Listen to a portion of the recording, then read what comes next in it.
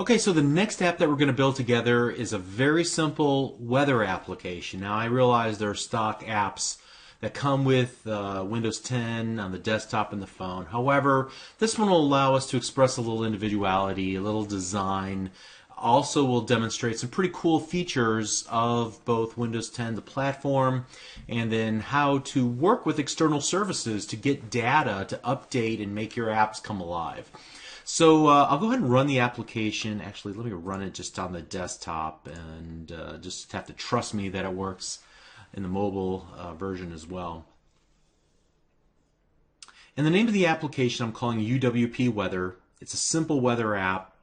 It's just going to go out, and based on my current location here in Dallas, it's going to go out and find the current weather, what the weather conditions are, where I'm actually at. Here I'm in Plano, Texas, and then also will display an image, a cute weather image with a hot pink background to convey what the current weather is where I'm at. So in the process of building this, first of all, this is a great start to a weather application that you can take and extend, and you're going to learn how to do that. You can add a 2-week forecast if you want, using online services that I'll point you to in this series. But one of the main things that you'll learn is how to use sensors on your device, or in actuality the location services for Windows 10, to determine the geoposition where the device or your computer is currently at. So that would give the latitude and longitude that we can then take, and we can make calls out to an external web service like the openweathermap.org, which will allow us to give in a place, a latitude, longitude, will give us the weather for that location and even future forecasts for the hours and days ahead. So it's going to also allow us then to learn how to retrieve data from a web service in a typical fashion through a file format called JSON, JavaScript Object Notation. Maybe you're already familiar with that. And deserialize that into instances of classes that we can work with in C#.